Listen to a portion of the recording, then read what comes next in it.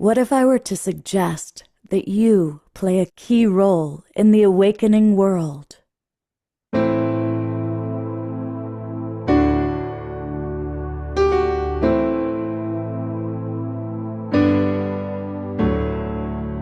And that you are watching this because you have heard the call.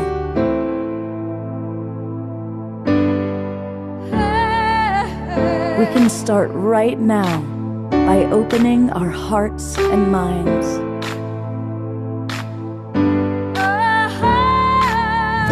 Welcome to the awakening world.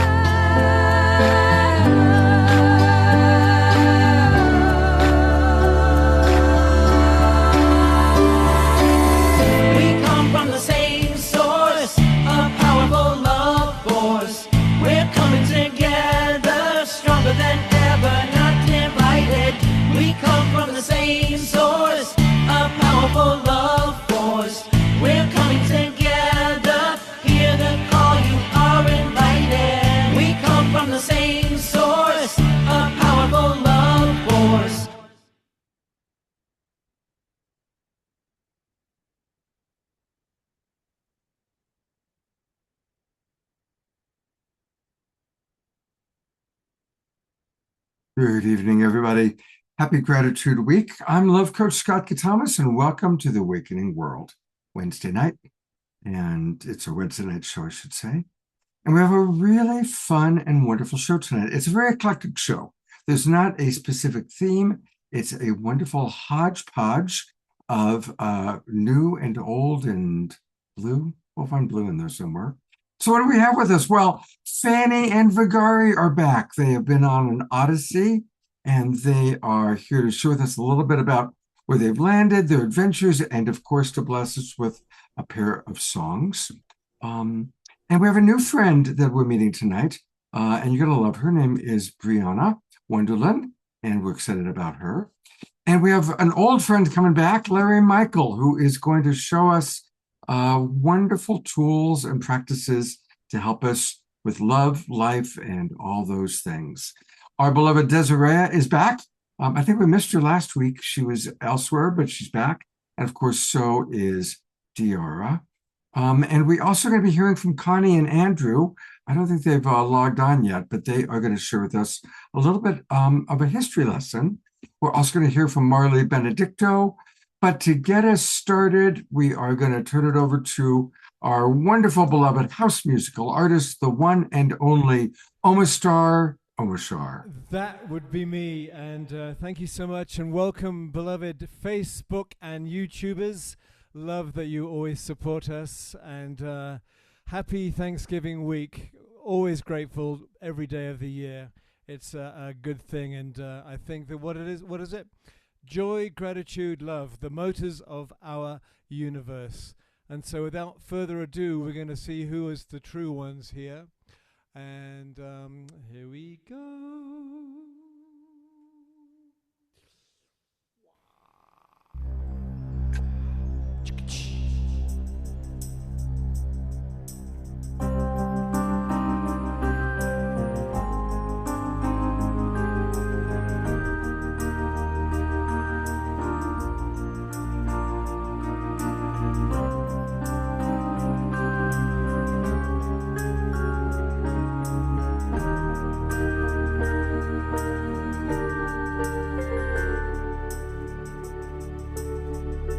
Breathing free again. I love the air we breathe. And as we fly again, I love the sacred sky. Now we are whole again. The way we've changed, open hearts again. love we are.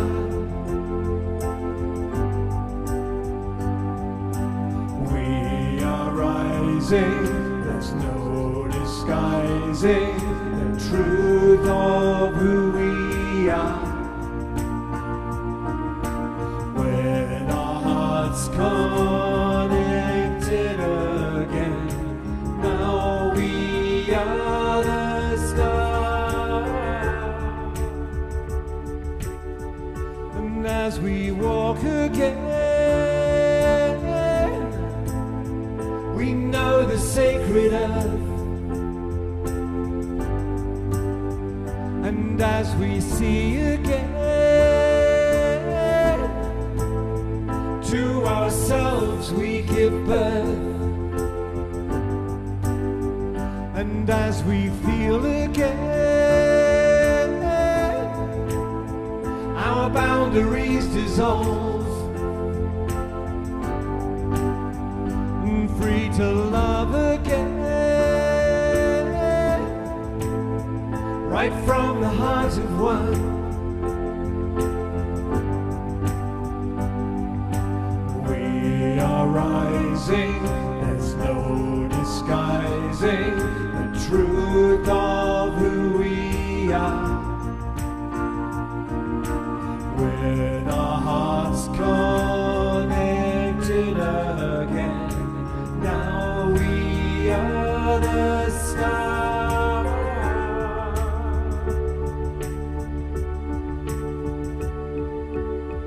And now that we are home, and all is said and done, light can find its way through all the true ones, and broken hearts resolve into the song of life. And the song of life will now be heard by all. We are rising, there's no disguising the truth of who we are. With our hearts connected again, now we are the stars.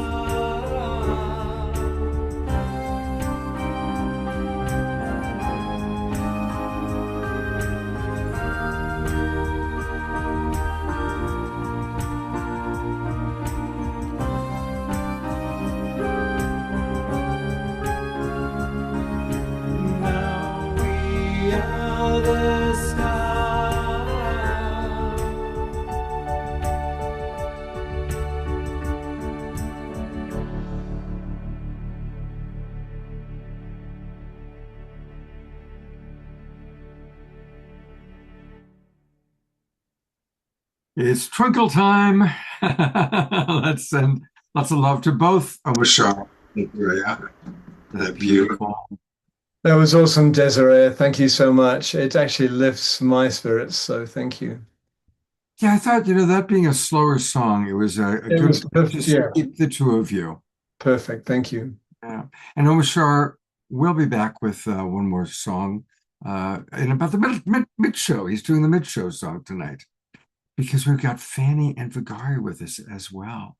But we are going to start off with my dear friend, Larry Michel. And I get to put on my love coach Scott cap a little bit, because Larry is a friend and a colleague that I've worked with in various ways over the years. And for those of you who don't know him, he is the founder of the Institute of Genetic Energetics and the author of Lasting 11 Illuminations and Essential Questions for Co-Creative Evolutionary Partnerships. It's a mouthful. But what that demonstrates is, as long as I've known Larry, he is fascinated. I can even say he geeks out, really wanting to understand relationship, what works, what doesn't work. And he's quite brilliant, as you're about to see. A little bit more about him. For more than 2 decades, he's guided individuals, couples, organizations to understand, now catch this, I'll say it slowly, to understand their genetically coded energetic blueprint, revealing how they communicate, process information, relate to money, engage physically, shape attraction, and embody key personality characteristics. Pretty amazing stuff. He leads seminars, retreats, and private sessions all over the world. And he has also created the energetic matrix experience. I think we talked about that the last time he was on the show. It's a powerful immersion where science and human potential meet. So welcome back to the Awakening World, Larry. Wow, that's a lot. It's a lot, man. Who gave you all that information? That's like I so know. much information. I'm My just a brain dude. is expanding. It's good to be back, Scott. We've known each other a long, long time now, and um, I share this a lot when I get a chance to go out and kind of experience teachers. I used to search for every imaginable thing that I could learn from everybody, and then after years and years of doing that, I started to be pretty selective. And I would like every few years want to pick someone that I could just follow and dive into their work. And I met you because that was one of those selections. It's like the Love Coach Academy was exactly kind of the place that was the tipping point of some of the things that I've been doing and where I needed to be going. And so it's a forever gratitude moment for me, Scott, to have learned from you and shared space with you, and now share information along with it through this platform. So thank you, thank you, thank you. Yeah, my pleasure. It's great to have you with us. All right, let's dive in. And thank you for the appreciation. And by the way, speaking of appreciation, during Omashar's song, I did read all the wonderful comments that came in from people, and I was really touched by how many of you were grateful for us, for the Global Peace Tribe, and for these shows that we do. That really touched my heart. Thank you. There was also a lot of love for Mother Earth. So we've got a pretty full show. So I didn't read any of your comments out loud, but I read them all and they touched my heart. So thank you, everybody. Larry, what is a specific practical tool you can provide for our audience to help them in their relationship building? I'll tell you the most important one. And the fun thing about this tool is that you got it. You already have it. You've always had it, but you've kind of forgotten how to use it. This is true for all of us, and it's called your child's mind, curiosity, inquiry, if you will. If there's one thing in my experience now, and I've been searching for years to figure out how to take the complex things and simplify them. If there's one thing that rings so true to me is that when we come into this world, we are the most curious, inquiry-driven beings alive. We want to know everything. Of course, the first thing we're looking for is sustenance. We want mother's milk, but we just ask questions. And I mean, I would love to see people just raise their hand if they've ever been called annoying because they ask questions, right? It's like as kids, it's like the first thing that we get, the first real judgment that happens to us is like, why don't you, just listen? Why do you ask so many questions? Why? And the most amazing thing about that time of our life is that we don't know anything about judgment. We're not required to judge or conclude. We're just discovering, and everything is this delightful surprise. So, what's the good news about all that? As adults, after years of conditioning and having people wanting us to believe one thing or another thing, or creating our own belief systems that get in the way of our own excitement and our joy of life, all we have to do is just return to our child's mind, which is always present, and be curious. Mhm. Just curious. If there's anything at all that can get us quicker to the truth and the awareness we need to connect at the deepest levels possible, it's going to be inquiry. It's going to be asking questions. And here's a key piece. This is important. What a lot of us do, all of us have done at some point or another, is that we start asking questions looking for proof. Like, is this going to be a good project? Is this going to be my next mate for the rest of my life? And then we start looking for proof. The reality is, when we look for proof, we'll find it, but it never turns out to be what we thought. So here's the discipline. We must stop looking for proof and allow ourselves to be surprised by the truth. Stop looking for proof and wait for the surprise. Look for the surprise. Sometimes when you ask someone a question and they give you a quick answer, we think, oh, well, that's the answer. Why would you, that's terrible, or okay, that's great, or whatever it might be. But you stop at that first response, and the first response is never the answer, ever, ever, ever, ever. There's always a deeper why. And if we stay curious and go after those deeper whys, you know what happens? What happens is diversity becomes something we embrace instead of something that we use for separation. Labels fall away. The labels contain us, they constrict us, they put us into boxes. But if we're curious, if we're asking questions, then we get to remove the labels and see the person, discover the person, be surprised by the circumstance or the person that's directly in front of you. So I love that. So much of my coaching, I really encourage that exact thing with couples, because what we have to all be careful with is, are we collecting evidence to support what we already believe, right? If we believe we can't trust somebody, we collect evidence that we can't trust them.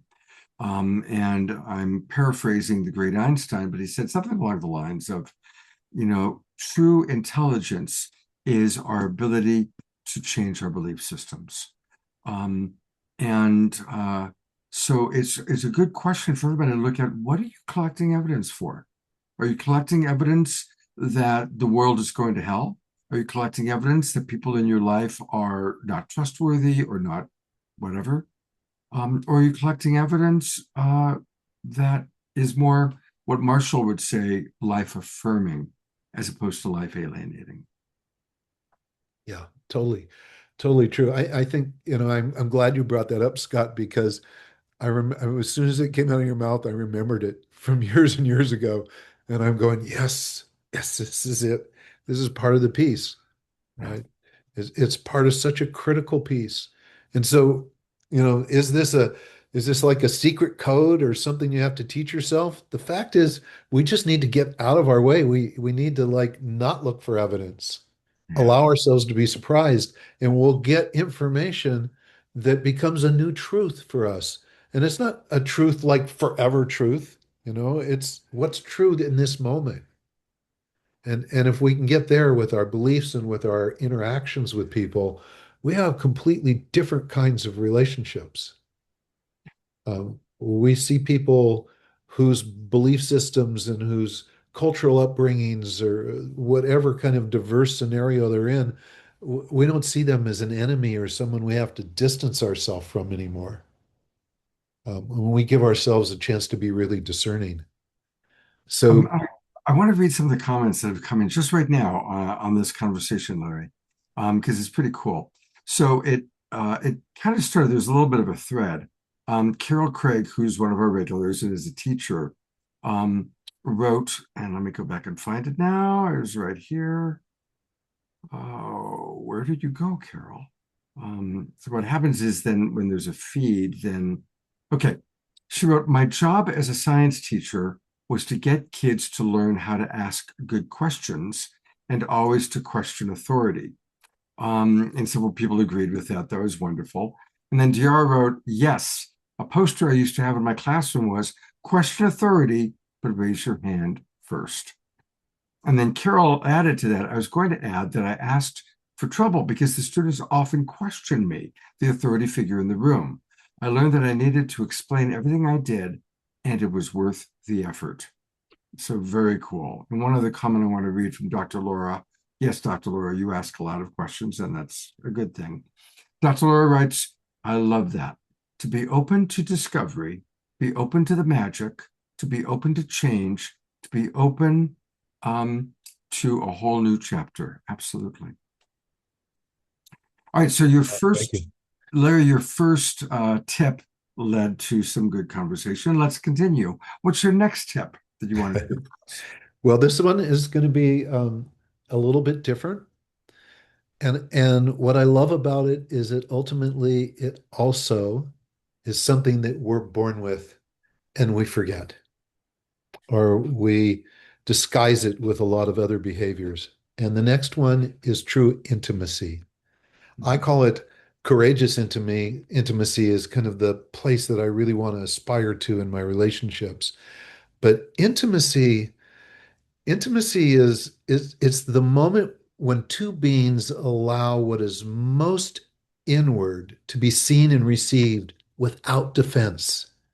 It is the meeting of truth and safety in the same breath.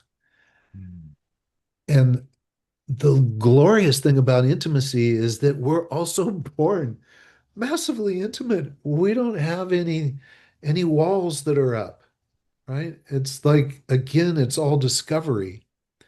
And intimacy is one of those things that over our lifetime gets pushed down, it gets restricted by many, many environments and circumstances. To the point that even science experiments have said there's like 7 levels of intimacy, where the first level is like it's one of those handshakes where you can't even look the person in the eye, right? It's barely acknowledging. And the next level up is you might make eye contact. And the next level up is you might ask a question, but maybe looking for evidence.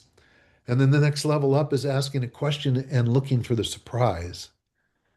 And eventually you get to the point where we just surrender to the possibility that even those things that scare us, like scare the dickens out of us, I don't want to talk about that. I can't share that. You're going to leave me. You're going to hate me. You're not going to like me. When we get to that point and still give ourselves permission to speak our truth, just like we did when we were kids, the huge surprise that comes out of that is that almost 95% of the time, what we thought was going to be a horrendous catastrophe turns out to be an enormous gift. Beautiful. Beautiful. So intimacy is another one. It's this, and how difficult is it? It's more difficult to keep secrets. It's more difficult to put up walls and barriers than it is to just allow ourselves to surrender to experiencing the life in front of us. You know, something I'd like to talk about since we're talking about intimacy, something I've discovered or work with as a coach is for people who are going to be sharing emotional or romantic intimacy, to converse in advance about what their intimacy threshold might be.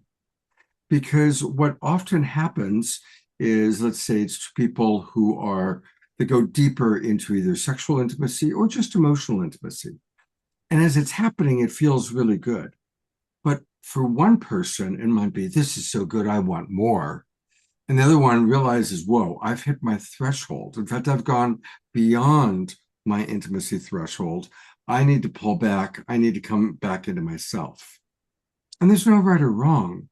But when that difference happens, if there's not an understanding about the difference, the person who wants more all of a sudden feels abandoned. And the person who needs space starts feeling, a clutching, a grasping. And so we all have an intimacy threshold. What is it? Talk about it in advance. I noticed that after deep lovemaking, I need some spaciousness. After deep conversation, I need to be by myself and go for a walk. And that's all okay. And if we can understand that it's not right or wrong and it's not personal, it's just our differences. So I'm curious if that has come up for you at all. Oh, big time, Scott. I mean, absolute truth is that, as a sovereign being, when we choose to be courageous with our interaction, we also oftentimes need to reflect inward and just know, give our time a chance to get grounded, to come back into harmony. And there's an interesting thing that is kind of a known fact around intimacy, and that's that we can only be as intimate with someone as the lowest common denominator. Which means, like, if I want to just tell you everything, like I don't have any secrets, I'm an open book. And so I want the other person to be an open book too. Like, come do what I do. Well, if they're not there, if they're a little bit more guarded, they have some experiences or traumas or just life experiences that make it not as simple as it might be for me. It's unrealistic. In fact, it's impossible for me to expect them to come to where I'm at. Mhm. And so what we need to do is find where that place is. And this is where your question is, describe what the intimacy is for you, where you're comfortable, and know that if the person is truly in that space, then meet them there. Yes. Meet them there. And from there, hopefully we can learn to open up and be more expressed, more revealed, and feel comfortable and not worry about being judged or forced away, right? But if we You try know, to pull them, like you said, if we try and pull them up, oh, come on, come just talk to me. You just got to reveal everything you're in. Why can't you, right? They just, it's like, get back. Doesn't work. we have a mutual friend, Kamala Devi, and I've been coaching her for 15 years now. But one of her great teachings is always move at the pace of the person with the shortest legs. Yeah. Right? And that's Sounds a lot better than lowest common denominator, doesn't yeah, no, no, no. it? It's a lovely analogy. It's a Yeah. really lovely analogy. Yeah. Run or walk at the pace of the person with the shortest legs. Yeah. And to Sure. honor that. Another part of that is some people, their synapses fire very quickly, and other people are more thoughtful. They're more Mr. Rogers like, and it doesn't mean that they're less intelligent. It just means that they move at a slower pace. Yeah. And the person who moves fast has to adapt to the slower paced person as opposed to the opposite. Oh, yeah. I mean, genetic energetics, the work I do, it identifies that half the population move very fast and the other half the population are more methodical, Yeah. and Actually a good segue because I want us to take a look at a couple of things. We're going to take a look at your book, but before we do that, I would like to take a look at the four answers. So tell us about this. okay. So the page that this link here, if you scroll down just a little bit on the page, Scott, if you can. Hang on, I'm going to put it in the chat box for our Okay. audience so they can also check it out. So there it is. Okay. So I'm Okay. scrolling down. There you go. So it says create new account. So this is the invitation. Create an account for yourself, Okay. and and you don't have to do it right now, Scott, but if you want to, you can. And it looks like you may already have one, actually. Um, and then when you submit it, it's gonna, if you do have one, it's gonna come in and Oh, I have to put in my phone number. Hang on. okay, Let's see. A password must be okay. okay. Oh, email is already registered. Please try with new one. Well, it says you already have an account. But for those people, I'll just explain this. Okay. For the people that are new here, when you create a new account, it'll walk you through creating them. And once you've created the account, you log in and you have the ability to run what's called a personal energetic profile. Genetic energetics does something that really no other system on the planet does, and it is really identifying some of the oldest known ways that human beings connect and make decisions. It's based on the energetic vibrations that we have that are genetically coded. It's like our energetic blood type, if you will. So it doesn't change. And when you log in here, you're going to get an opportunity for free to get your profile. And the fun thing about it is it's easy, it's quick and easy to understand and to experience. And immediately you're going to find out how you communicate that is unique to your energetic type. And you may discover that other people that you're around communicate differently. And what we love to do as an example when we're talking, I like people that talk the same way I talk because it's easy for me to understand me, right? But not everybody talks like I do. And so what happens when there's misunderstandings? What happens to us when we feel an energy drain? All of these are defined inside these profiles. So you can run your own and you can go back and run another one for someone that you're close to. It could be a brother or sister, a mother, father, someone you work with, your beloved, and it's going to give you insights that essentially what it does is as simply and direct as I can put it, is it's the quickest way out of shame, blame, guilt, and resentment. It literally causes it to just dispel almost instantly and replace with the ability to honor, acknowledge, respect, and embrace those people we care about. Beautiful. So That's that's really, really fun. And people are actually asking for it. So I'm gonna pull it up again and read it slowly so people on YouTube and Facebook can find you. Here it is. It's a kind of a long URL. Services.the4answers.com.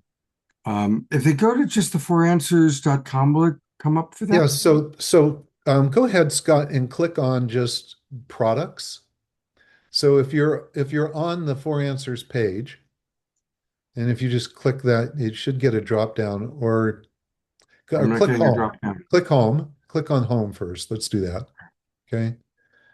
Let's see what happens here. Okay, Okay. there Now we if go. you go to So there's the products, 4answers.com, the right. 4answers.com. And if you go to products, Mhm. click on that. The second one down says personal Personal energetic profile. energetic profile. Right. Now, we should be taking people on this. This is a very elaborate website. You've got a lot of things going on here. Yeah, too much. We're actually All getting ready to completely overhaul it. But right, so let me go slower here for people. so the fouranswers.com. Go to the4answers.com, the4answers.com. And then once you're there, click products. And there's all sorts of things, an energetic romance report.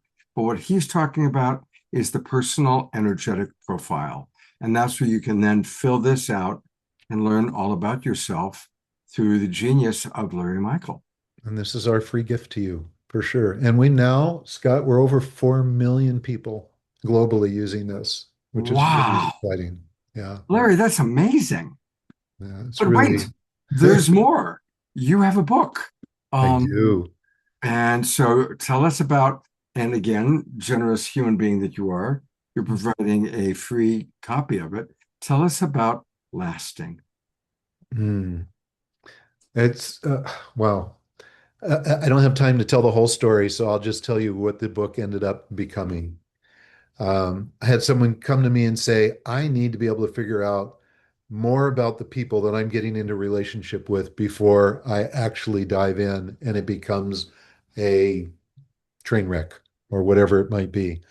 And I went, okay, well, I've been working on that for 20 years and I'm happy to work on it. And so the book Lasting came to be.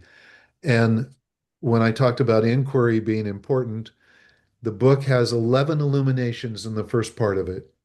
The very first illumination is inquiry, is curiosity. And the 11 in the entire set of the first half of the book is laying the groundwork for how we as people can connect at the deepest level with those that are important to us and create the foundation for true discovery, for delicious discovery.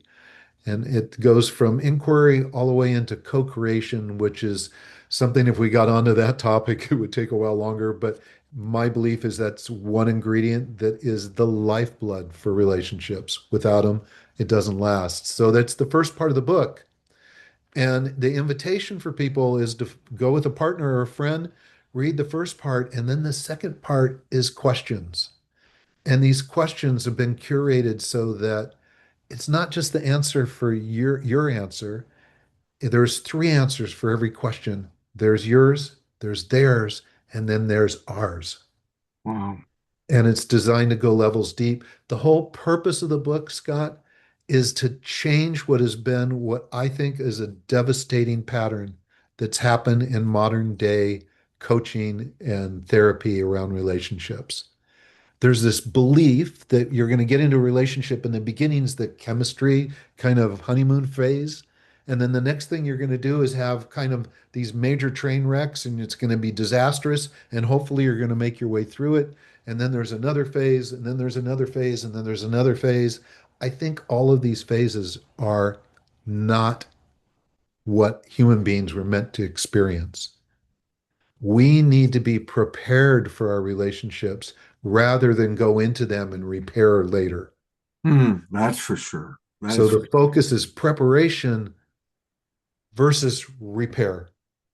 What would we rather do? And those people that are into the difference between Western and Eastern medicine, you understand that. Western medicine is repair. Eastern medicine is let's prepare ourselves. Let's understand what's underneath us. Let's know as much as we can so that when we have to treat or prescribe or somehow go through a transformation, that we have the information we really need. Beautiful. I apologize. We're already 10 minutes over your time. Oh gosh. But everybody, the book is called Lasting. I definitely am going to click and get an advanced copy of it. By the way, Larry, you may want to check. It appears that people are having trouble getting emails.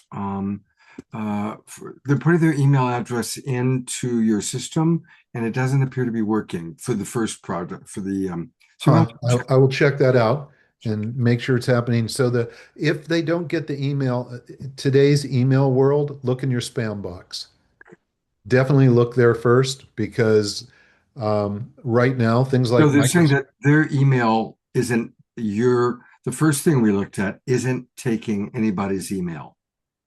Oh, interesting. The four answers. Yeah, the four answers. So check that. Check that. So they need to click on create an account first. Okay.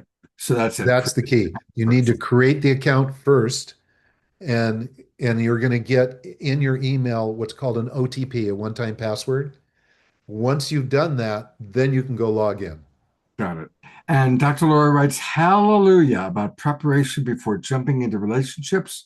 Tiara writes, thank you, Larry. Great information and insights. And you know what? Next time we'll do one word, just you and I for a while, because there's so much, because I love geeking out with you. But I've got a whole bunch of other people I got to get to. Oh, and a big happy Thanksgiving to everyone. You know, so much gratitude. Thank you, Larry. And have a fun time with your friends. We'll see you soon. Okay. All right, it's a rich show. We've got a lot of wonderful people tonight. So we're going to move on, and we are excited because our beloveds are back. You know, we've been doing this show for, 5.5 years now, and there are certain people that we met way back in the Saturday Night Alive days that have become just so precious to our hearts. And I would say that Fanny and Vegari are among our most beloved people. And they've been on the show many, many, many times over the years. Maybe someday it will be decades. And they're back after traveling. So share with us about your adventures over the summer and your travels. Yes, greetings, Scott. And it's a real pleasure to be back on the Awakening World. It's probably our favorite venue for performing.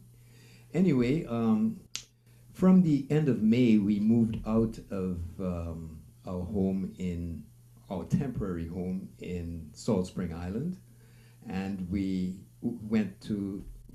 arrived in Vancouver Island, for those of you who are familiar with the west coast of Canada. And we've been more or less traveling up and down Vancouver Island between Duncan, which is one of the smallest cities in Canada, and up north past Nanaimo, Powell River, not Powell River, but Chemainus, and Where we love the a ocean. number of different places on Vancouver Island. And during the summer, we were fortunate enough to get a lot of opportunities to perform our music around Duncan. Yes. So that was a real boon for us. Yes. In the meantime, we've been looking for a place to live, a permanent place to live, because we've been basically living in our van. So we've been gypsies It's for quite a journey. the whole summer and the fall. And right now we are just on the outskirts of Duncan. We were fortunate enough to find a place, a community called Avalon. So we'll be here for at least a few months. And we're so thankful to have a roof over our heads for the time being. And it's called the Dragon Den. Yes. Wow. Dragon's Den. So where we are living in the Woofer's home, which is very beautiful, and the eagles yesterday was roving up above our heads, and there's water, the ocean. It's actually very beautiful. But as we can see, it's very tiny in here, and we are doing our best. And it's been very challenging at times, and I have learned leaps and bounds on unconditional love and loving myself and being in the middle, being more like my Vegari, and being it's easy with him as he's so dearly accepting of my wildness, because as you know, I am a clown, will always be a clown, a mystic clown, wild child that I am. So this has been a journey of growth and awakening, big time. And yes, you can say that we are polar opposites, you know, but we're constantly finding the common ground and the happy medium. yes, and he walks at my pace. Oh, well, that's good. That's good. Yeah, this guy runs, and I'm more like fly. So we're learning to meet in the sky. Yeah. We love you guys so much. Thank you. Well, do you have a little bit of music for us? Yes. Oh, there's that harp. We have missed that. We've missed.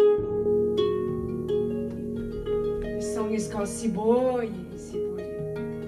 Gary wrote that not too long ago on our travels.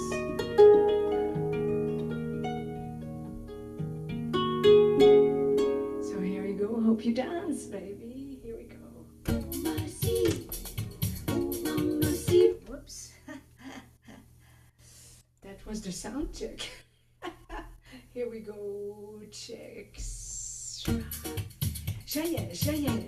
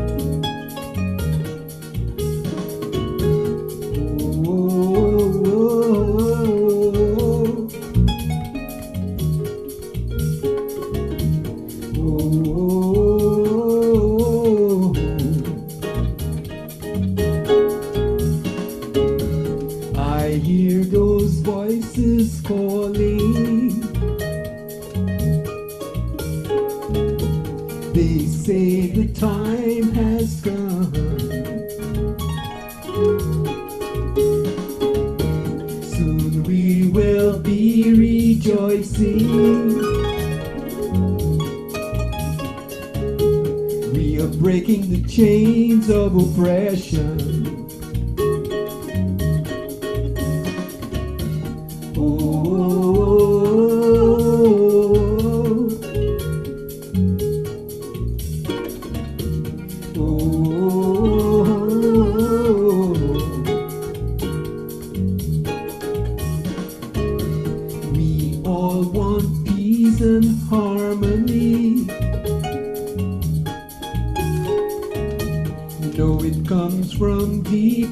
inside. Let the heart and spirit point the way to our brothers and sisters far and wide. Billy, Billy, yeah, Billy, Billy, yeah, Billy, Billy, yeah, Billy. See the light, chase away the darkness, turn around, away from the corruption, take away the burden from the children, let them be free from exploitation. We the people, we don't need to suffer. Don't you know we have got the power? Will you know what it is returning everywhere? Oh my see, oh my see boy, oh my see, oh my see boy, oh my see, oh my see boy, oh my see, oh my see boy.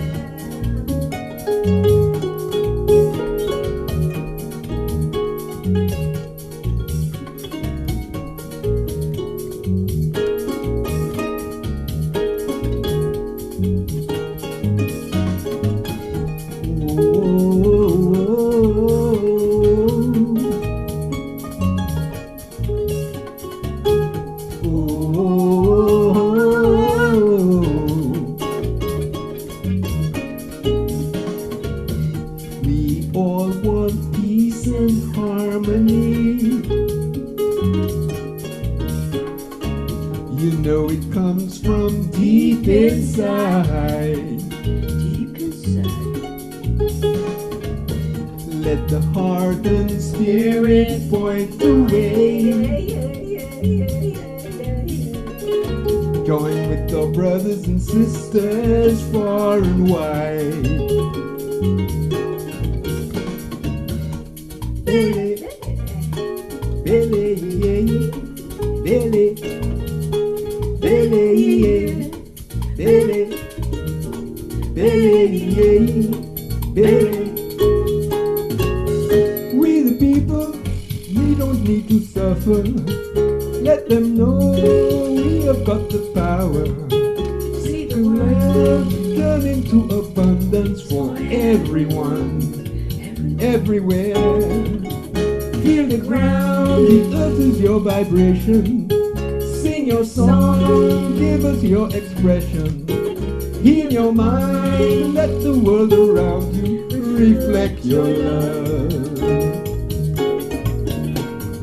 Oh my see, oh mama see boy, oh my see, oh mama see boy, oh my see, oh mama see boy, oh my see, oh mama see boy, oh my see, oh my see, oh mama see boy, oh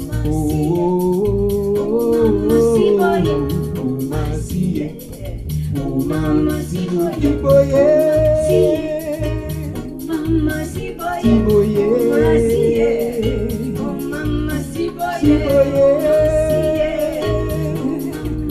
see boy, gratitude, gratitude, gratitude, gratitude, gratitude, gratitude. Be thankful for what you got. Are you thankful? I'm so thankful. Are you thankful? I'm so thankful.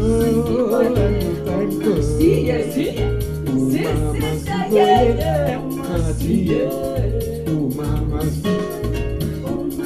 gratitude, gratitude, gratitude, gratitude, gratitude. Oh mama, oh mama, see it. Oh mama, see it. Oh mama, see it. Oh mama, see it.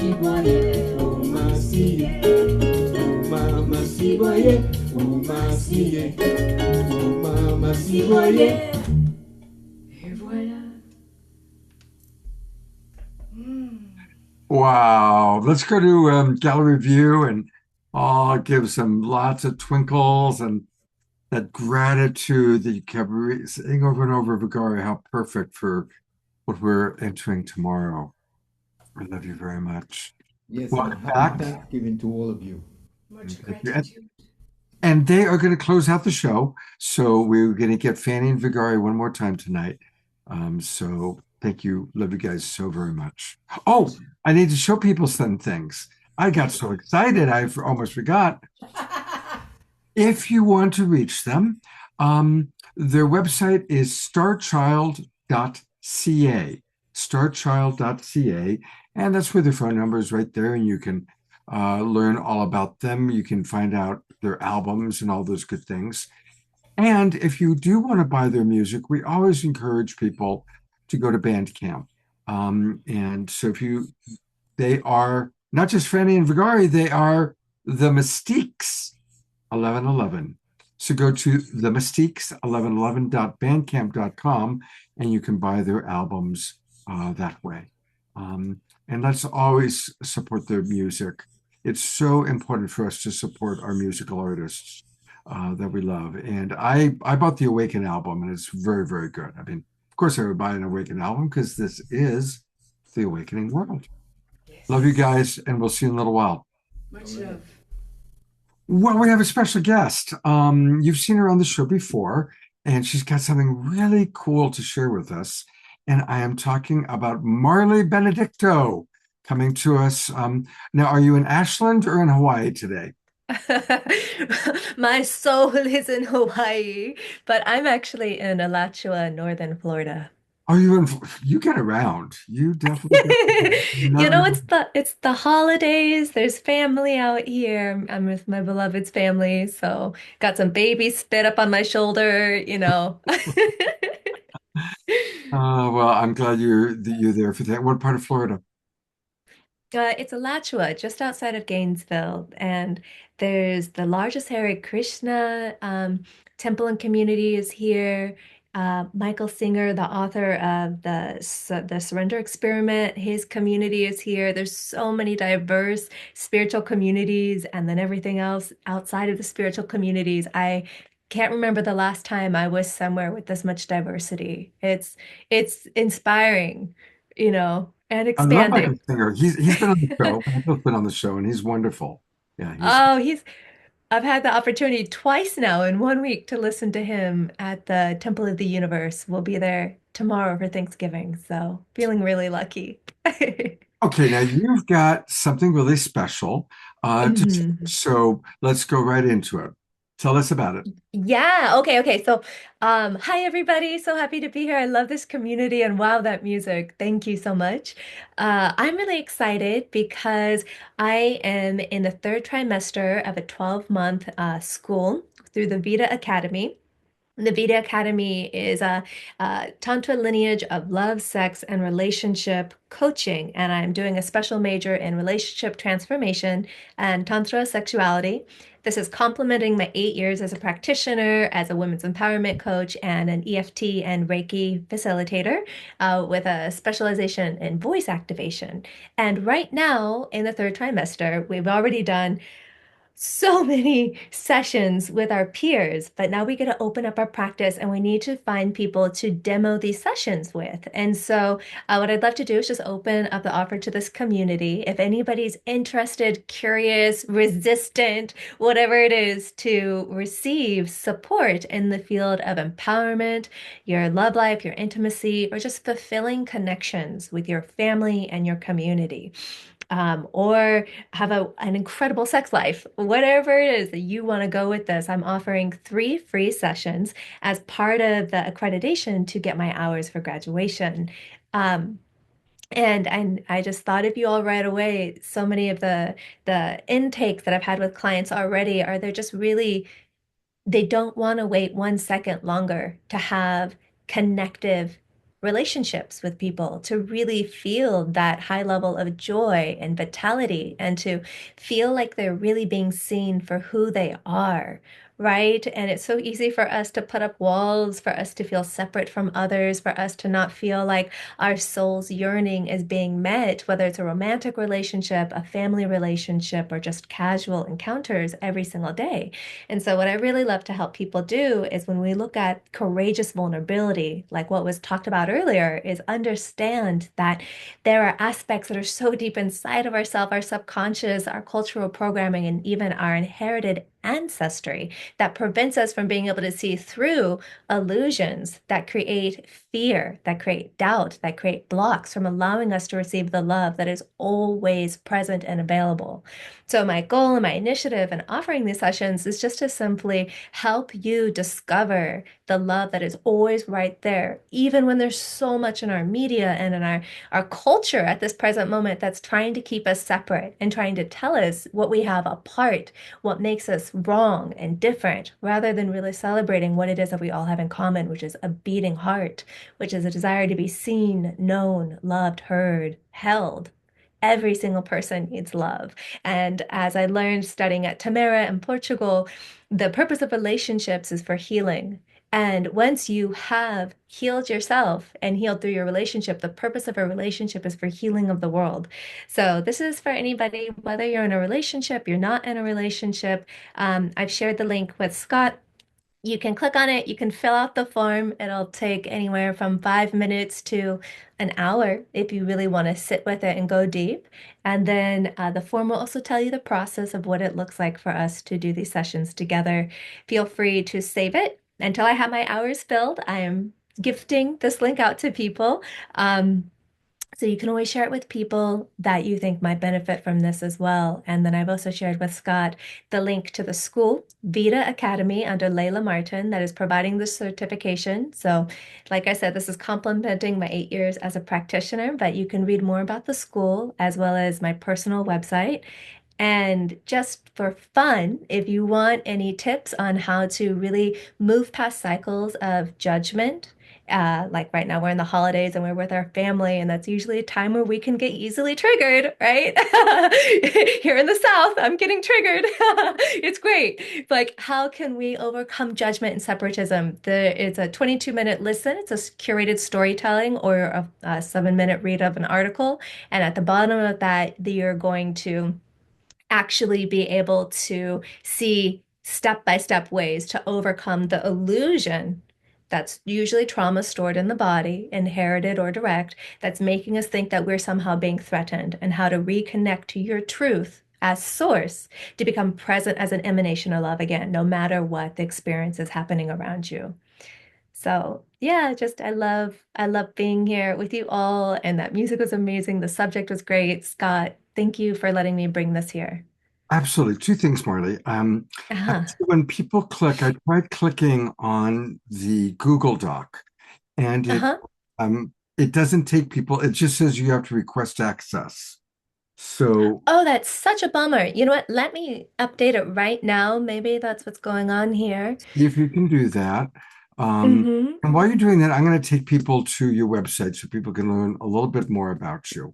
The website Okay, great. name, Marley Benedicto. That's Marly, Marley, Marly, Benedicto, Benedicto.com. And that's where you can learn more about her. And obviously, she's offering a really beautiful thing for people. I mean, to be able to receive free coaching from Marley is no small thing. So I do encourage, once she gets it working, for you guys to click. Now, I've put into the chat box for our Zoom roomers. If you put your email in there right now, Scott, you should already be Let's in there and let's try it. approved. Let's try it and see what happens. Okay, Yeah. so this time I went through, which is good. Um, Okay. and Um, I do think I am going to I am going to accept each response privately, so I don't want to fully take off that guard right now. But if you guys do it right now, I will approve it if you want to put your email in right now to that. And Scott, you have access if you want to open it and share it with the group. okay. Um, yeah. Well, do you see, you're talking about this here, right? There we go. Yeah, that's what the form looks like once you've been approved into the form. Okay, great, great. And so, you guys, this is a wonderful opportunity to receive coaching from this brilliant, amazing woman. I've also put into the chat box all of her different links, her Substack, her website, and the school Vita Coaching Method. And Marley, thank you so much for this full offer. It's really, really generous of you. Thank you. You're so welcome. It's absolutely my pleasure. Thank you, Scott. Absolutely. And I will see you on December 4th at the Synergy Group Evolutionary Leaders Conference. I look forward to it. Thank you. Tonight's quite a full show. We've got a lot of amazing people. And we're about to meet a brand new friend. I just met her for the first time tonight, but she comes highly recommended. And so, everybody, this is Brianna Wunderlin. What a wonderful name. Hello. So good to be here with you, Scott, and everyone here. It's so beautiful. Oh, Brianna, great to have you with us. And I'm going to tell people a little bit about you. She is a clairvoyant reader, energy healer, and teacher, a sacred embodiment mentor. Sounds like you and Marley would have a lot to share. You both are, I think, doing similar work. Brianna has an MA in process work. That's a modality for therapy and group facilitation. She is a devotee of the Divine Mother, which is clear just looking at you. You've got that beautiful Divine Mother vibe. And given the sacred name Gayatri, Mother of Creation, from her spiritual teacher. She's a sole part of an ancestral wisdom tradition dedicated to the great goddess in the ancient Egyptian tradition known as Kemetic. And she's been dedicated to the goddess sites for more than a decade. She is a certified Sophia Circle leader, leading ceremonial circles with divine feminine ascended masters. She's a reverend, a clairvoyant healer, and on and on and on. There's a lot of extraordinary things. I'm going to put more about her into the chat box. But welcome, Brianna, to the Awakening World. This is a perfect forum for you and your gifts. Thank you. It's so beautiful to be here. And it's so wonderful to be surrounded by all this intimacy we're talking about. And, you know, the message that I was really getting today when I was tuning in, I work with, you know, many beings, obviously, and do clairvoyant readings and all this fun work. And, but the Neteru of ancient Egypt is one reason I'm here tonight. And I've been in that tradition, learning and just absorbing for around 17 years. Since I was 22 years old, I wasn't really looking for that. It just arose in my life. And so I work with Isis or Aset and Sekhmet and Ma'at and many of the different, what we call Neteru, which we translate as forces of nature, which are also divine forces of the goddess, and all coming back to the one goddess, which my lineage is really focused about, is focusing on that one divine mother aspect. That is the birther of all creation, through which all of us entered through that womb portal into the world. And that, like all the emanations and all of us, are this beautiful reflection of that divine grace just emanating through creation into the world. And so it's so beautiful to be working with them. And when I was sitting down for meditating about this talk tonight, that version of intimacy really came up for me, and about being intimate with yourself, you know, and that Isis, this goddess of wholeness and healing, for me, she's someone who brings all the pieces together, who wraps her angelic wings around us and just creates this container of love, so that every maybe abandoned piece of us comes back home, comes back into ourselves, into that wholeness. And once we're in that wholeness, right, we can have intimacy with ourselves and others in this really beautiful way of knowing ourselves very deeply and having wholeness. And for me, a lot of the world and what's going on in the world has to do with bringing ourselves home to divine and to the wholeness that we truly are, and coming into that sovereignty as who we are. And as a part of that journey and in that mission to celebrate Divine Mother, bring all these pieces home, I'm curating and facilitating a beautiful soul pilgrimage to Egypt next year, next March, over the spring equinox. And I'm inviting everyone who feels that heart call to Egypt and feels that beautiful spark to celebrate Divine Mother and to be in the magic and alchemy of those ancient lands, and to awaken that soul remembrance, to awaken the world, just like you're doing, Scott, and everyone here. And so I'm just so excited to invite people on that at motheregypt.com, and we'll go over that as well. We'll take a look at the website for Egypt in a little bit, but I'm wondering if you could give people a little homeopathic dose of your medicine. I don't know if it's something that you do, but being a clairvoyant reader, energy healer, would it be appropriate for us to ask for a volunteer from our audience and have you do a little reading or a little something for them? Do you do that? Yeah, we can do that. All right. So if you're interested in just having an experience with Brianna right now, raise your hand. If you go to, like I just did that, if you go onto your computer and raise your hand, and we'll pick somebody to work with Brianna. And by the way, I did not ask her in advance that we were going to do this. So this is a very spontaneous kind of thing. So who would like to get a little bit of a quick mini clairvoyant reading from Brianna tonight? Who feels called? Normally people are eager. DeArah, okay, wonderful. There she is. So this is DeArah. She's one of Hi, our DeArah. most beloveds. Nice to meet you. Thank you. You too. Wonderful. So I'm going to do this a little bit differently than I normally do in clairvoyant readings. Obviously, we use clairvoyance or the third chakra to get visuals about people. And I'm really going to tune into the heart right now and use that heart-centered awareness, and also tune into Isis, because we're talking about those divine feminine beings. And I just want to wrap you in a hug right now as part of this medicine. Just wrap those beautiful wings, and maybe you want to visualize with me that heart of the goddess, and those beautiful wings just wrapping around you. Oh my gosh, and I can see your sweet angel wings just coming out. You're like, oh, they're here. Oh, it's so sweet. And they're a little bit like baby angel wings. Of course, Isis is full blown, those beautiful wings. But yeah, just take that in a little bit. Yeah. Ooh, I love it. How are you feeling? Excited. Yeah. Fulfilled.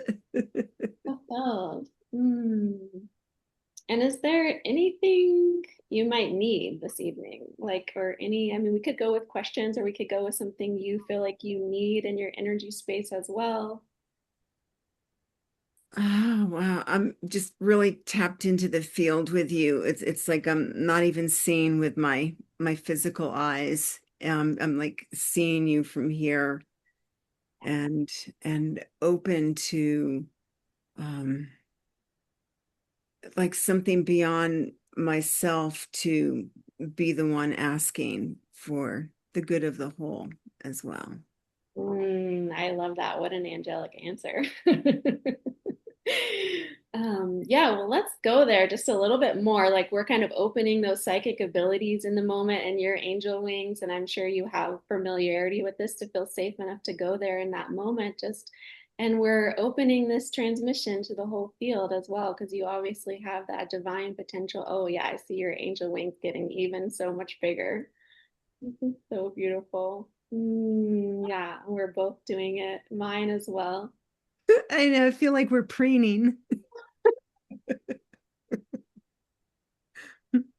That's beautiful. Yeah, in that heart field level.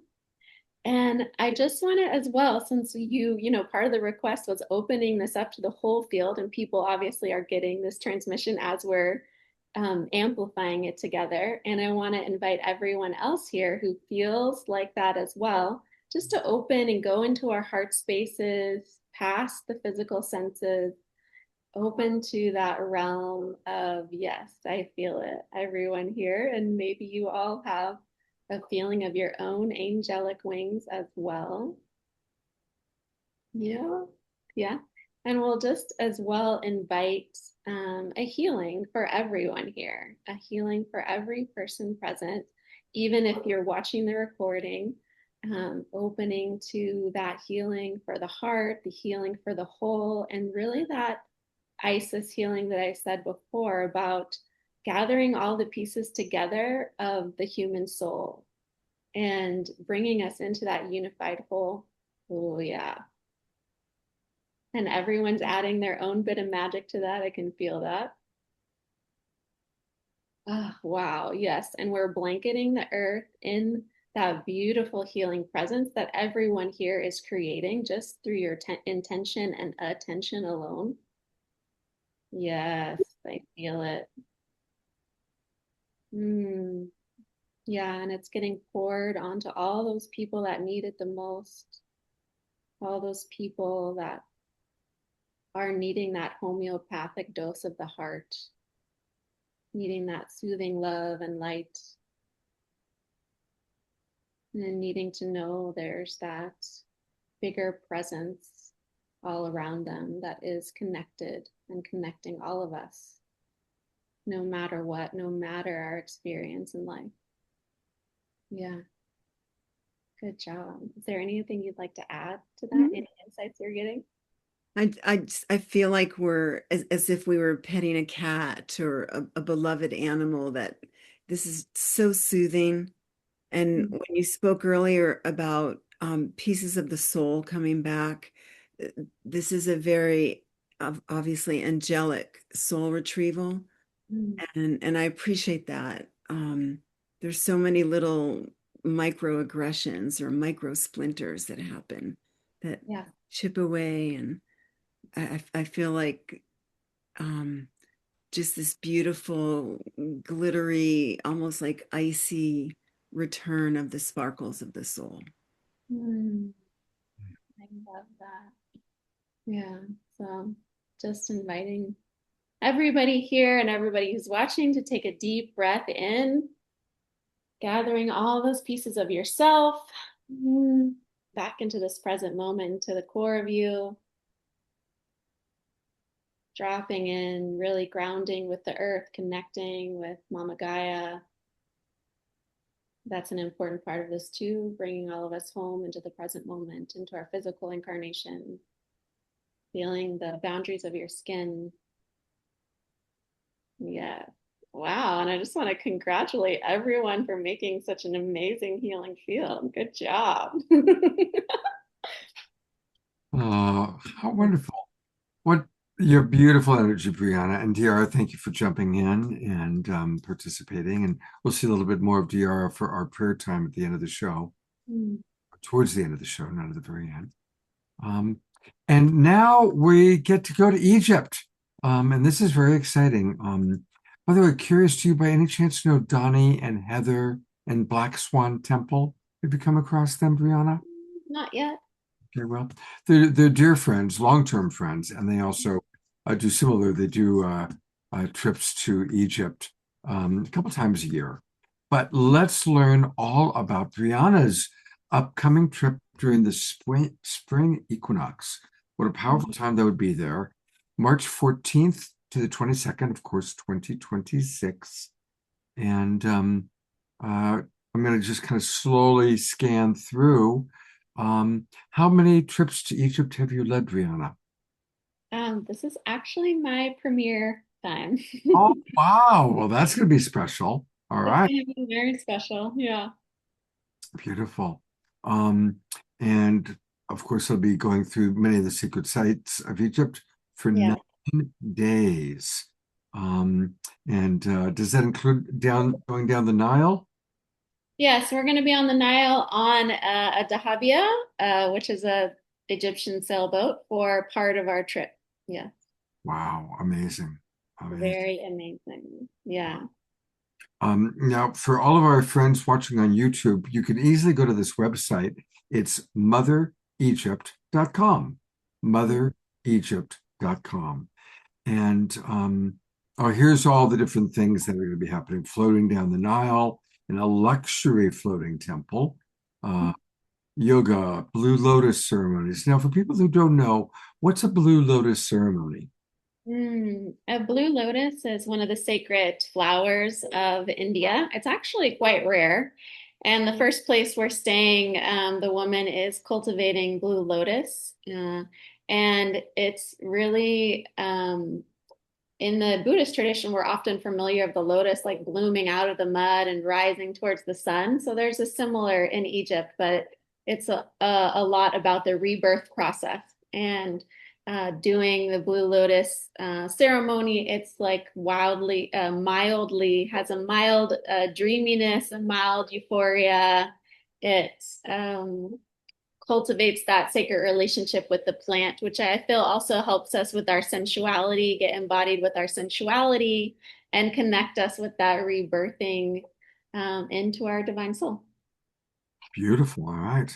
Here's a sample itinerary. And so again, you can learn all about it, motheregypt.com. Brianna, several of our people have put notes in the chat box, so definitely take a look, some recommendations and connections taking place, because that's what we do here. We all interconnect, and it's wonderful to meet you. Your energy is totally infectious. The whole point of this show is to inspire, and it's always inspirational to meet people like you and Marley, that I call the next generation of wisdom keepers and leaders for an awakening world. So thank you.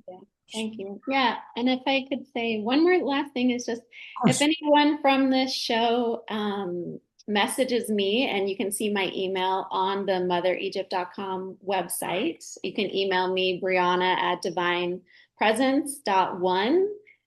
You can have $1,000 off to the trip. Wow.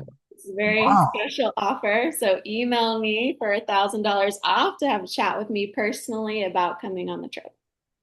All right. And you may want to put your email address into the chat box just to make it easy for people.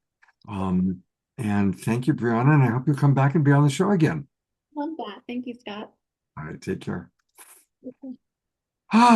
Well, a couple of announcements. So we've got a couple of Global Peace Web announcements. Today I learned from Cornflower that he has a bit of a family emergency. And so we were going to do this event on Sunday with Cornflower and Swami Beyondananda, and we're going to have to postpone it. So for those who already registered, you have a choice. We can refund your money right away. Or I talked to Swami and to Cornflower about the possibility of doing moving this to a New Year's, kind of kicking off the new year. And so you will see, I've just put into the chat, into the chat box, or you should all be able to see an untitled poll. I should have titled it. And the question is, if you would be interested, to what degree would you be interested in attending Cornflower, dance, Swami Beyondananda, wisdom, Scott doing some inspirational stuff on either Friday, January 2nd, or Sunday, January 4th, right? Friday, January 2nd, or Sunday, January 4th. And this is the way it works, and there's a QR code that I'm going to pull up for you. If you pull out your cameras, get your cell phones, we'll take a couple minutes to work with this little poll. So if you get your phone out and you go to the QR code and you click it, that can take you, and this is good for especially those of you that are on Facebook and YouTube, use the QR code and you can answer the questions that way as well. And I set it up so that you can just write your answer. And I appreciate that already 9 of you have already responded. So thank you very, very much. I'm just going to take another minute or two. Again, to what degree would you be interested in having a special New Year's Awakening World program, music with Cornflower, wit and wisdom with Swami, and some inspirational experiences with myself. And then based on your responses, I will then make a decision. For those of you who have already purchased a ticket, once we know if we are going to do it, you'll have a choice of either automatically having that ticket, or I'm happy to refund your money. Sorry about this little change, but we are all family, and we manage these things together. And I see more responses are coming in, so I'm really grateful for that. Thank you, everybody. And Cornflower and Swami both send lots of love and appreciation to everybody. So I'm going to leave the QR code up for 30 more seconds. So again, everybody watching on Facebook. There is no QR code. Oh, you're not seeing it? No. Oh, well, thank you for letting me know that. I was seeing it. There, you see it now? It's so fun. I was looking at it the whole time. So I'm going to take an extra minute now then. And thank you for everybody that's filling out the poll. Thank you. And again, those of you on Facebook, YouTube, or watching the recording. I know a lot of our Global Peace Tribe subscribers watch the recordings. So you can still go ahead and fill this out so that I can get the information as to what people want. I'm going to wait another minute. Scott, do you know what time perhaps on either of those days? You guys can all write in what your preferred time would be. When we thought we were going to do it this Sunday, we were going with 4 o'clock in the afternoon. So Friday, January 2nd, of course, is the day after. Sunday, we probably would go again with something in the mid to late afternoon, after lunch, before dinner kind of a thing. But put into there, when you fill out, put in what time you would like. What would be your ideal scenario? Because we want to adapt to the interests of you guys.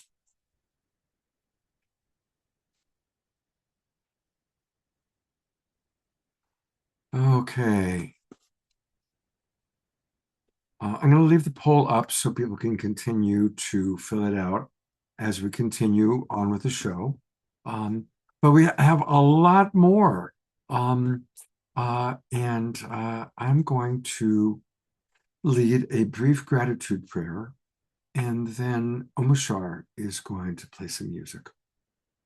And I want to, for me, gratitude is my religion. I truly practice the attitude of gratitude. And one of the things that I've learned from my mentors is that it's nice to be grateful and give thanks. Oh, yeah, I'm going to bring up Desirea. That's a great idea because she's more interesting to look at than I am. When it's wonderful to be thankful, it's wonderful to give thanks for things that we've received. But ideally, what we want to do is we want to actually be carrying the vibration of gratitude. We want to be more than just saying, oh, thanks for this and thanks for that, which is beautiful. It's a wonderful thing to do. But when we actually are embodying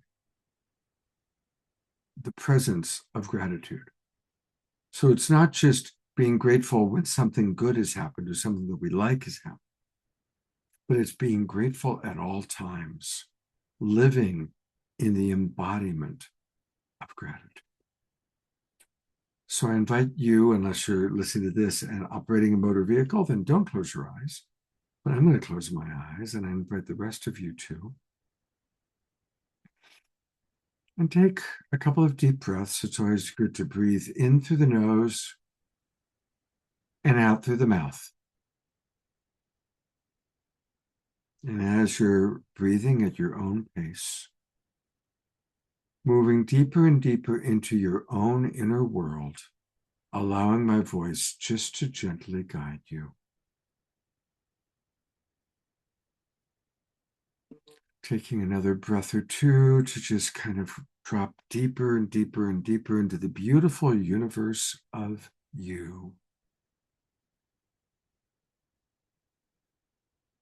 And I invite you to remember a specific moment in which you were just so grateful that it lasted for more than a moment. It was not just a moment of gratitude, but you were able to carry the vibration of gratitude for an extended period of time. Now, maybe for you, was for a minute or two, or maybe it was for an entire day. But find in your memory a time that you were able to carry extended gratitude. And remember that moment, to remember that time, and remember how it felt in your body.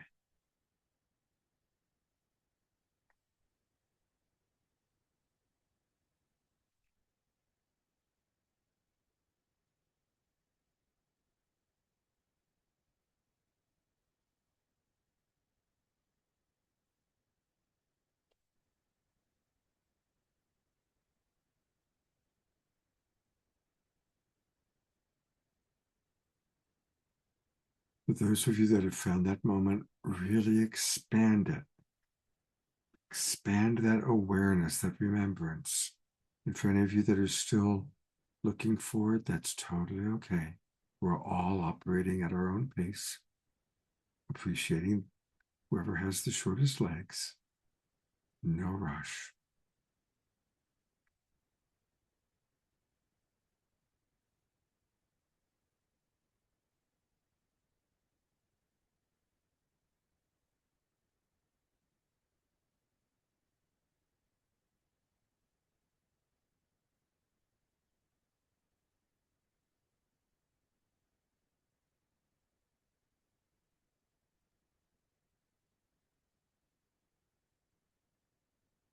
So I'm inviting you to, however you're experiencing gratitude, the presence of gratitude, not just in this moment, but throughout this weekend, to practice carrying your own personal way of the vibration, the emanation of gratitude.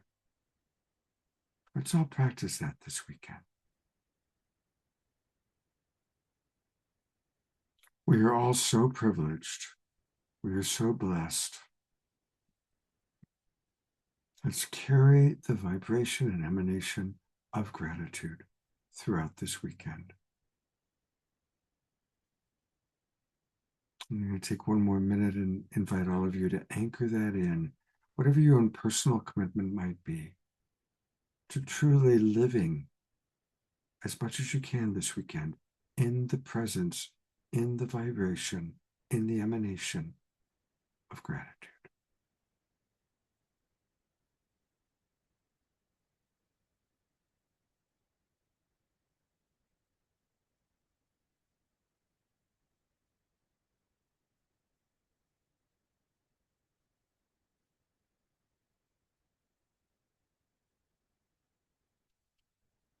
And when you're ready, opening our eyes, coming back into the room, and carrying that vibration. And the most beautiful way to carry it on is through our Omashar music.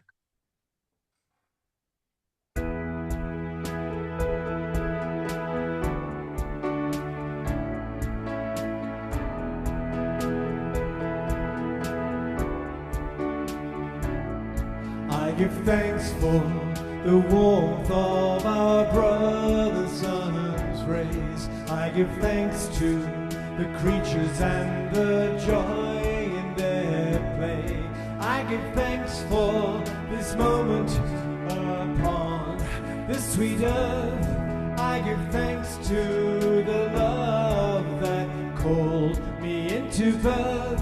I give thanks to Creator, in whose arms do I lay.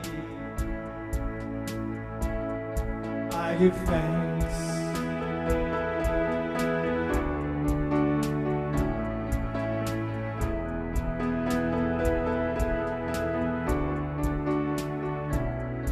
I give thanks for this land on whose shores I abide.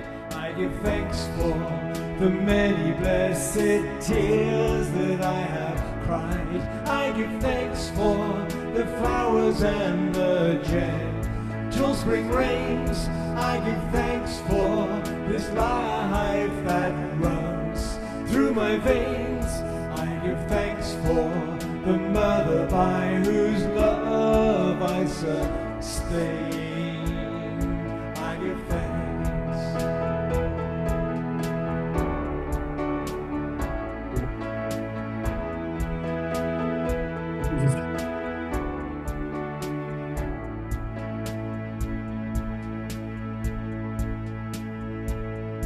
I give thanks for the dawning of the radiant light. I give thanks for the stars that illumine the night. I give thanks for the loved ones who grace my day. I give thanks for the stillness in our hearts as we pray. I give thanks to my Creator for all of thy ways. I give thanks.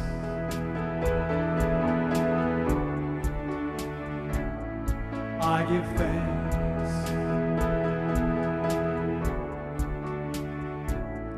I give thanks for the warmth of our brother sun's rays. I give thanks to the creatures and the joy in their play. I give thanks for this moment upon this sweet earth. I give thanks to the love that called me into birth. I give thanks to our Creator, in whose arms do we lay. We give thanks.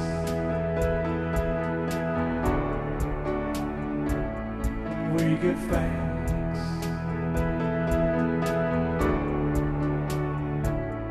We give thanks.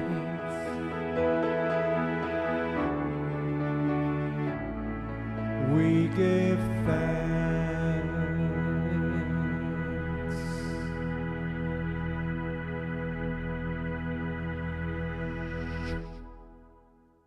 Woo-hoo-hoo, perfect song, as always, of course.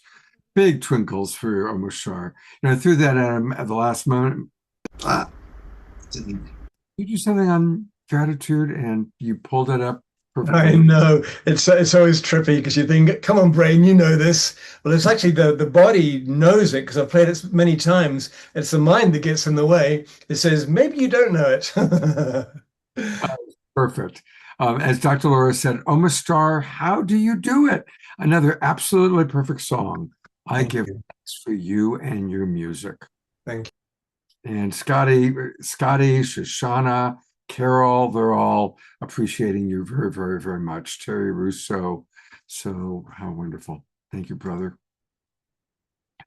Well, it turns out that two of our favorite beloved honeymoon couple, my thing keeps pulling over, have some wonderful wisdom about this holiday that we're about to celebrate. And so it's my pleasure to turn it over to the honeymooners, Andrew and Connie. Hello, hello.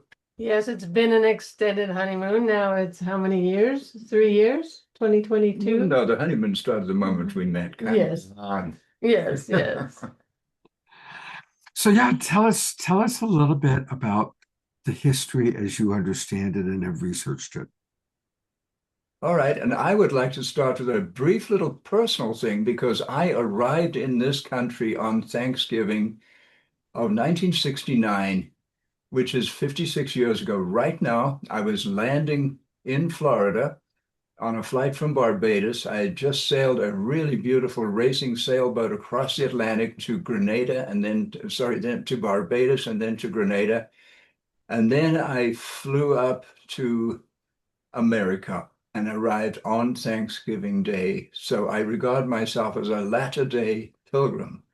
And speaking of pilgrims, I, believe it or not, found myself a pilgrim, a genuine pilgrim. Her genes, her DNA, came across the Atlantic. Is it 405 years ago. Yeah, Wow. my Mm. 14th great grandfather and great grandmother came over on the Mayflower and signed the Mayflower Compact, which was the first document of democracy in the Western world here. But what we want to share is what's called the first Thanksgiving. And it was a 3-day intercultural celebration of Thanksgiving for a great harvest, which they arrived at through the Native Americans, Squanto showing them how to plant Indian corn, because they were farmers. They knew the earth, they knew the plants, they knew the trees, they knew so much, but they didn't know how to handle Indian corn. And Squanto taught them how to do that. What do you And do when you do that? you plant it in with fish and with the three sisters. Plant them in a mound with 3 little fish that come in a migration up this little creek right there in Plymouth, Massachusetts. They still do. Yeah. And so what we want to share is that this time has been kind of shrouded in misconception and misunderstanding around what exactly happened in that 3-day celebration, which was just that. And they lived in peace and friendship for 54 years. They formed a peace treaty when they first met in the spring of 1621 with the Osamequin, the Pokanoket sachem, the Osamequin Massasoit. And they formed a peace treaty when they first met in the spring, and then in the fall they had this 3-day celebration. And it was a time of gratitude because, and Andrew is very familiar with the history that occurred before the Mayflower came. Yeah. I'll tell you why I think they at that time were unbelievably grateful, both sides, both the so-called pilgrims, the folks who came off the Mayflower, and the Native Americans they bonded with. Because what had happened to the Native Americans in the 4 or 5 years prior to the coming of the Mayflower was an incredible pandemic that decimated the coastal Indian populations. As much as 90% of the Indians on that coastline, all the way from Maine, all the way down to the tip of Cape Cod, never went any further than that. But this coastal plague, and it was plague, it was a bubonic plague, it wasn't smallpox. There's a lot of different theories, but I'm a historical researcher, so I've done a lot of work on it, looking into what happened before the coming of the Mayflower. And so the Indians had lost maybe 90% of their people, and the Pilgrims lost 50% of their people that first winter. They didn't meet, there was no welcoming party of Indians waiting on the beach for them. They landed on the 16th of December in the middle of a mini ice age. It was freezing cold. It's not the time to arrive. They'd been delayed so many times before they could get the beginning of their journey, get underway. Anyway, they had lost 50% of their population. Connie's family there was one survivor of 5 people. There was one 17-year-old girl survivor who is her 12 times great-grandmother. So imagine the feelings of grief and devastation that both parties must have been feeling. Plus, there was a native tribe, the Narragansett, who still had 3,000 warriors. The pandemic did not reach them, meaning that they could have been wiped out at any time. And the two groups coming together gave each of them a little bit more security than they had before. So I'm just imagining the degree of gratitude that was present at that first Thanksgiving. And they didn't think of it as a Thanksgiving, but they did think of it as a harvest festival. And it was obviously the gratitude factor there must have been just enormous. Yes, and because the native people had been taken out several years before, they were being threatened by the Narragansett, so they were looking for a partnership, and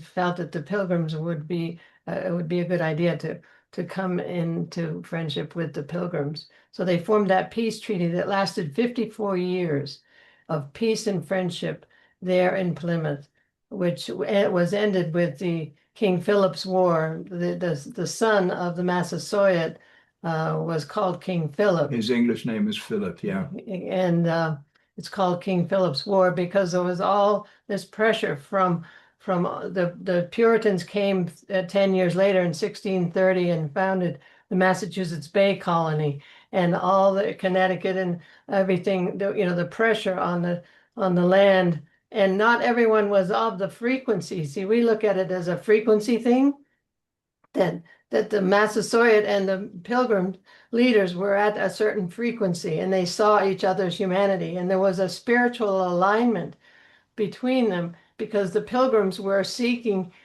to build a society based on freedom of conscience. They stood up to the King of England and committed treason because it was against the law not to go to the Church of England. But they saw, because the Bible had been translated into English, they saw that God intended for us to relate directly to the divine, not through a church, not through bishops and all that. Pomp and circumstance. Which is totally native, which the native way is the direct connection to the divine. And so there was a spiritual alignment that happened there in Plymouth that first 54 years.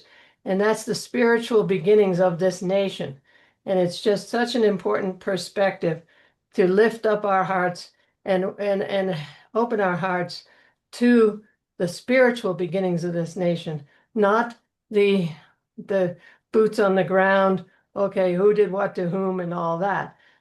Subsequently, there's a light at the beginning of this nation that can set us free and shift the psyche of a nation is very much dependent on its origin story. And this origin story is shrouded in misconception and misunderstanding. So we're bringing that high perspective on this story. And thanks, Scott, for letting us share it. Absolutely. Thank you so much. And, again, what touches me whenever I hear you share this story is the awareness that both sides had gone through so much loss. Half the Mayflower dying just on the trip over. Well, they didn't die till they got there the first winter. Nobody. The first winter, but still, what a hard start. And then our pandemic had hit the indigenous people. So, that's the important thing is beforehand, before the Pilgrims arrived. It was probably the water. There's unfamiliar organisms in the water, like dysentery or something, some relative of that. And they were just dying all over the place. It was horrific. Who are you referring to? The Pilgrims. The Pilgrims. Yeah. What they died of. They didn't die of. They had food. They actually had plenty of food. It wasn't they were starving. It was scurvy. And they didn't meet the natives. They saw a few natives who showed up and checked them out, but nobody contacted them until the spring equinox of 2021, which is 4 months later. So during that 4 months, 51 of the 102 passengers died. Incredible. My ancestor was left as an orphan, and she married the Cooper, and they're America's first couple, Don and Priscilla Alden. Actually, the Cooper, the barrel maker, right off the Mayflower. Had how many kids? 10 or 11. 10 or 11. Yep, they were prolific, those guys. Oh, well, thank God, because that's how we got you, Connie. That's right. Both so much, beautiful honeymooners. We love you. We love you. We'll put in the chat the link to the one last year that we presented in more fully. All right. Yes, please do. Please do. Please do. Happy Thanksgiving, everybody. Yeah. Happy Gratitude Week. Grateful for you, all of you. I want to give a brief reminder that there's a really important movie out. I know many of you have now seen it. It's called The Age of Disclosure. And on Monday night, a few nights ago, I had the honor of hosting our friend Danny Sheehan and his wife Sarah, who of course run the New Paradigm Institute. And it was a really fascinating discussion. I'm going to put into the chat box the link. And I want to remind everybody that all of our shows can be found on our YouTube channel. We have a very extensive YouTube channel, and I assume most of you know about that, but if you don't, just go to YouTube, go to globalpeacetribe.com. Global Peace Tribe in YouTube, and there's all of our most recent shows. And you can go back and watch any of our shows this way. And it's always the most recent show posted is what you'll see at the very top. So the most recent post was this discussion that we did with Danny and Sarah. Here's the shareable link. And I encourage everybody to really tune into this discussion. If you're at all interested in what's going on with disclosure, UFOs, UAPs, watch the movie, The Age of Disclosure. You have to buy it or rent it. You go to Amazon Prime, rent or buy The Age of Disclosure, and then watch the discussion that we had with Danny. Really very up-to-date information on what's going on. And I know many of you are very, very interested. I also want to acknowledge that probably most of you who follow this are familiar with Dr. Stephen Greer. I've known Greer for decades. I worked with him back when I was producing television for the Paranormal Borderline and Strange Universe. I respect how much work he's done, how dedicated he is, and he also has an ego the size of Montana. And so as a result, something that is around disclosure that's as big as this film that Greer was not a part of course, it's not a surprise that Greer is coming out kind of lambasting the film, which I'm disappointed in and sadly not surprised. So one of the things that I love about our Awakening World and the people that we have on the show is we aren't competitive. We collaborate with Soul Search. We collaborate with Neil Gar and Portal to Ascension. And we collaborate with all the other organizations that we respect and appreciate. So it's an incredible time. Disclosure is happening. And if you want to know more, watch the film, listen to the discussion. Again, you can find it on our YouTube channel, or I put the link in just now. All right, we are now going to go to our prayer time with our beloveds DeArah and Desirea. Take it away, ladies. Thank you, Scott.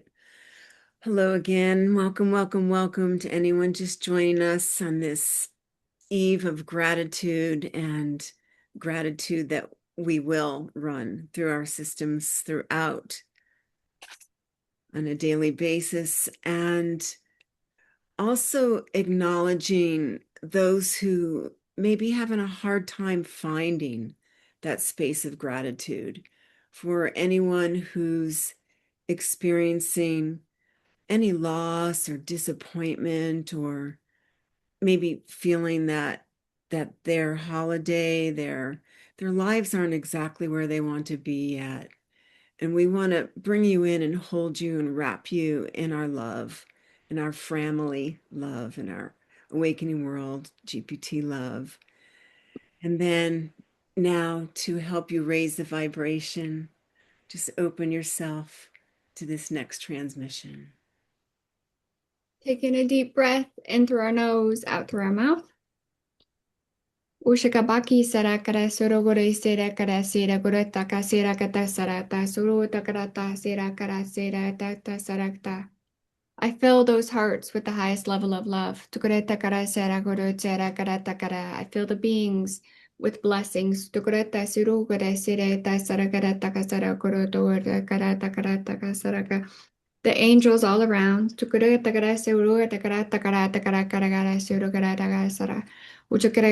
our hearts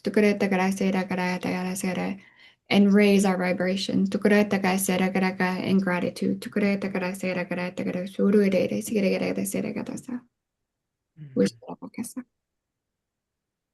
And know that you are loved, you are held, you are whole, and you are holy.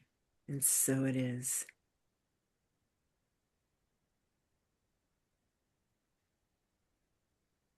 So certainly opening it up as we always do to anyone who wants to put forward a specific prayer. If there's anyone that wants to, you can just take off your mic and put into the field. And I'll go to gallery view for a moment. So if there's anybody that wants to put forward a specific prayer for anybody or anything, now is a good time to do that. Or just silently holding in this field, this Global Peace Tribe field of love. Prayers for our awakening world. Prayers for Sylvia. Yes, thank you for remembering. God bless Sylvia wherever she is. Blessings for Sylvia. Blessings for Hallelujah Anasuya.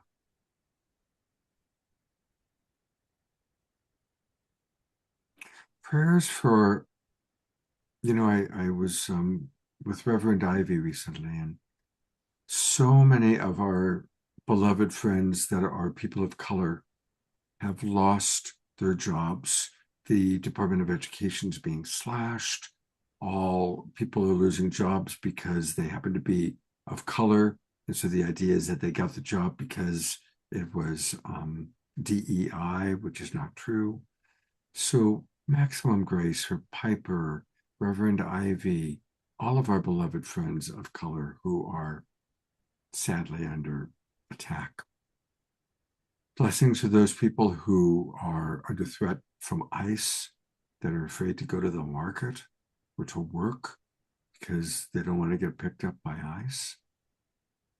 Maximum grace for those people. Most of us are color. I look around and I see we're almost all white. We're blessed. We don't have to worry about the things that our friends, our brothers and sisters of color are having to go through. And blessings for Pookie Lee on her ongoing healing. And Piper, of course. Thank you, Omashar, yes. To Cornflower and his family, and to your mom, Omashar, and to the land, Scott, and your well-being. Thank you.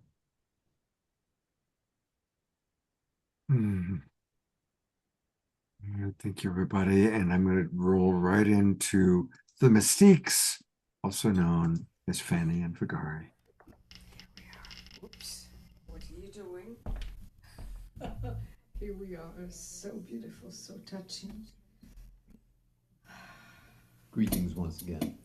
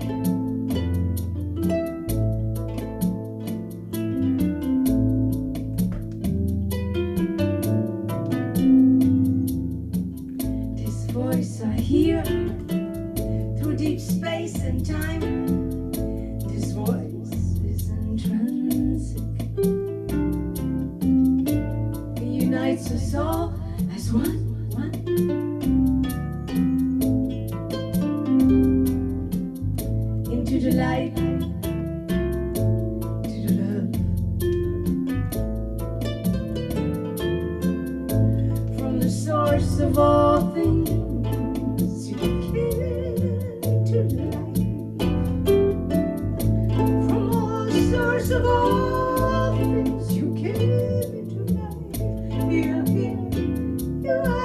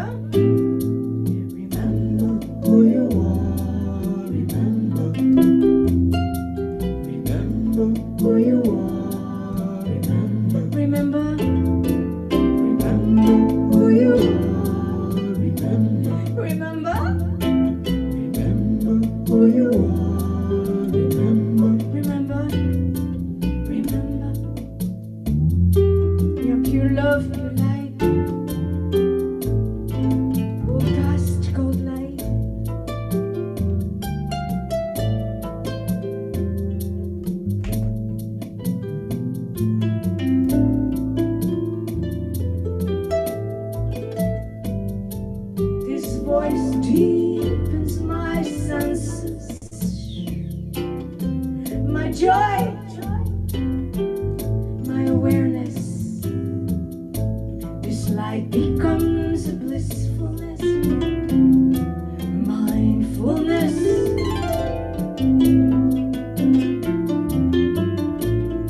Flame of the one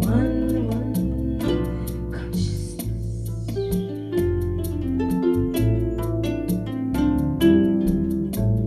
Like a blessing to the world, you came into life. Like a blessing to the world, here you are, here you are, here you are. Remember who you are. Remember who you are. Remember who you are.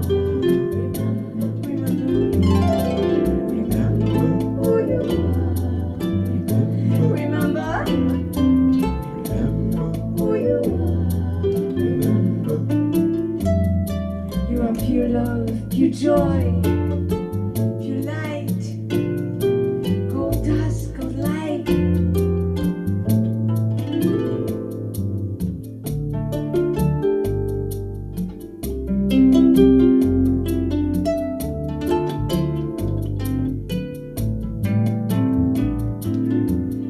At the end of the rainbow, there is a pot of gold, a golden treasure your heart beholds.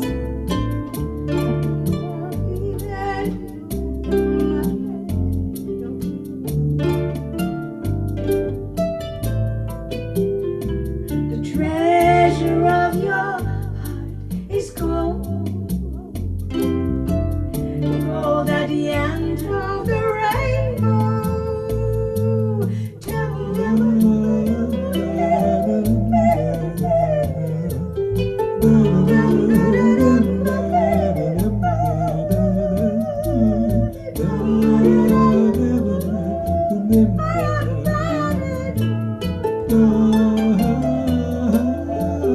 Remember who you are. Remember your pure love. Remember who you are. Remember your pure light.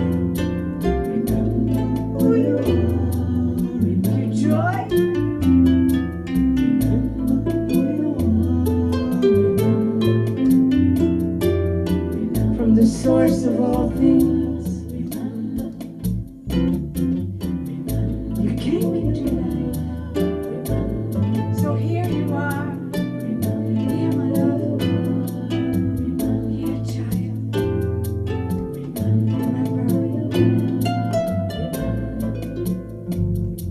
Remember who you sleep. Remember who you sleep.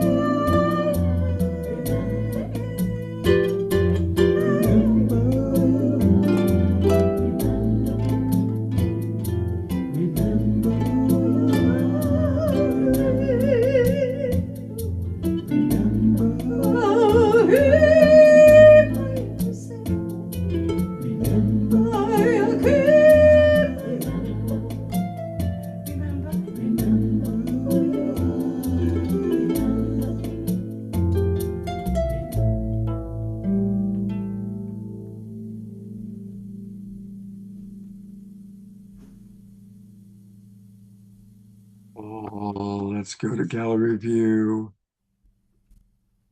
Thank you for helping us to remember who we are. I love that song, and I know so many of our our people love it. Please take a look at the chat box at all the love coming your way. People just appreciating so much. And thank you everybody for your wonderful sharings. Our chat box has become so vibrant, so vital. It's really quite beautiful. And a reminder one more time that you can find all things Mystiques at starchild.ca, starchild.ca. And you also have a YouTube channel. And while I'm going to go back to, whoops, I'm going to actually spotlight you. Here we go. Tell us a little bit about how people can best support you. Is it buying your music on Bandcamp, or how can we best support you? Oh, you can do it just sending your loving light to us and for us to create a new home. Actually, I would love all of us to create the land and the community we've been searching for ever since I am a child, and we are still on the search. So your love, your light, your knowing that we are finding the perfect place for us to be.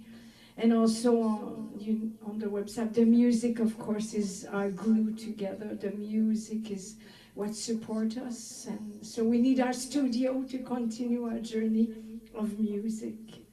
So thank you very much. Every time you think of us, know that we have found our garden. And so we are here to... Yeah, send your loving vibrations, yes, visualizing us in our new home. Yes, and if you'd like also, we can do on the website, you can go check, we have the possibility to do soundtrack for you on your birthday, on your, for meditation, so helping you finding who you truly are. We are bringing sound and mystery to the world with our loving light. So we are here, born to love and born to be loved. Thank you so much. It was a very, I'm so grateful to be here, to be alive. Thank you. God bless. Thank you. Thank you very much. And, this is, I don't think we've shown this before, but they now have a YouTube channel, or if they do, we haven't spotlighted it before. So I've pulled it up, and here it is.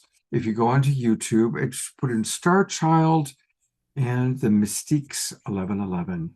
And I love Starships in the Sky. I remember that one. Yes, we had a great summer. This summer we played on beautiful big stages outside or under the stars, and we played this song. It was so, and when we played this song, actually, the thunder, because it hasn't rained for this festival in so long. It never rains, and it rained.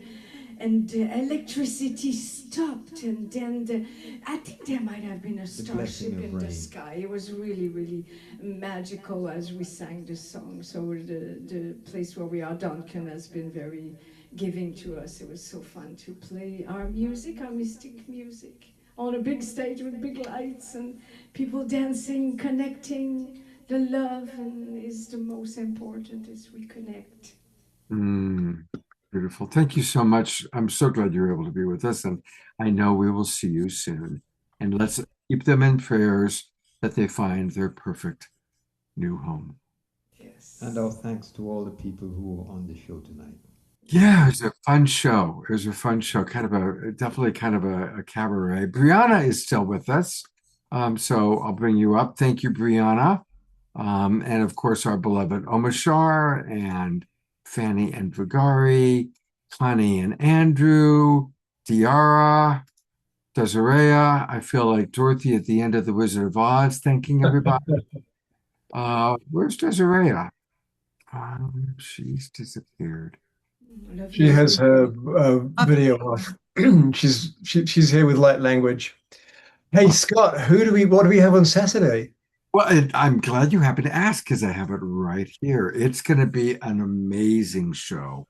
We've done so many shows on the Divine Feminine, and some of you said, hey, what about the Divine Masculine?